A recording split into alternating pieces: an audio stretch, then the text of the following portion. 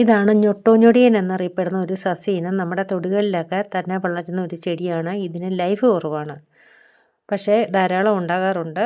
അതുപോലെ തന്നെ ഒരു സസ്യ ഇനമാണ് ഈ ചെടി. ഇതിൻ്റെ പേര് ഗോൾഡൻ ബെറി അല്ലെ കേപ്പ് ഗൂസ്ബെറി എന്നറിയപ്പെടുന്നു. ഇതിൻ്റെ പ്രത്യേകത എന്നാന്ന് വെച്ച് കഴിഞ്ഞിട്ടുണ്ടെങ്കിൽ ഇതിന് ലൈഫ് കൂടുതലാണ്.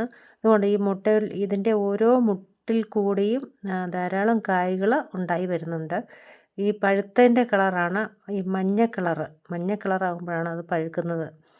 ഇത് പ്രതിരോധ ശേഷി വർദ്ധിപ്പിക്കും. ധാരാളം വൈറ്റമിൻ സി അടങ്ങിയതിനാൽ രോഗപ്രതിരോധ ശേഷി കൂട്ടുകയും ആൻറ്റി ഓക്സിഡൻറ്റുകളുടെ നല്ല ഉറവിടമാണ്. അതുകൊണ്ട് വാർദ്ധക്യം കുറയ്ക്കും എന്നറിയപ്പെടുന്നു.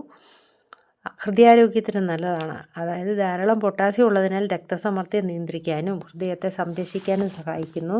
ഡയബറ്റിക്കാർക്ക് നല്ലതാണ്. വൈറ്റമിൻ എ ധാരാളം അടങ്ങിയതിനാൽ കണ്ണിൻ്റെ ആരോഗ്യം മെച്ചപ്പെടാൻ ഇത് സഹായിക്കുന്നു. ഇതിൻ്റെ ഉപയോഗം എങ്ങനെയാണെന്ന് വെച്ചാൽ സാലഡ് ചേർത്ത് കഴിക്കുക, ജ്യൂസായിട്ടോ, ചട്നി, ജാം, അല്ലെങ്കിൽ ഇത് ചുമ്മാ വെറുതെ പറിച്ച് തിന്നാലും മതി. ഇത് വാങ്ങുമ്പോൾ ശ്രദ്ധിക്കേണ്ടത് ഈ പുറമേ ഉള്ള കവറുണ്ടല്ലോ, അത് നല്ല ഉണങ്ങിയതും വൃത്തിയുള്ളതും ആയിരിക്കണം. അതുപോലെ ഇതിൻ്റെ അകത്തുള്ള പഴം മഞ്ഞ ഓറഞ്ച് നിറമുള്ള മൃദുവല്ലാത്തതേ വാങ്ങിക്കാവുള്ളൂ. പിന്നെ ഇതിൻ്റെ രുചി മധുരവും ഒരു പുളിയെല്ലാം ചേർന്നതാണ്.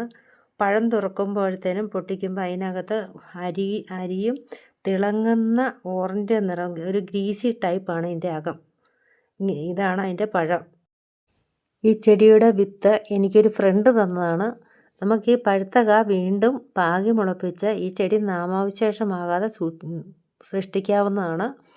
ഇതിൻ്റെ വിത്തിൻ്റെ വില 200 രൂപയും പഴത്തിൻ്റെ വില 1500 രൂപയാണ് ഗൂഗിളിൽ സെർച്ച് ചെയ്തപ്പോൾ കണ്ടത്. ഇത്രയും വിലപിടിപ്പുള്ള സാധനമായതുകൊണ്ടാണ് ഞാൻ ഈ വീഡിയോ തന്നെ ചെയ്യുന്നത്. ഇത് നട്ടപ്പോൾ എനിക്ക് ഇത്രയും പകിട്ടും പ്രൗഢിയൊന്നും തോന്നിയില്ല കേട്ടോ.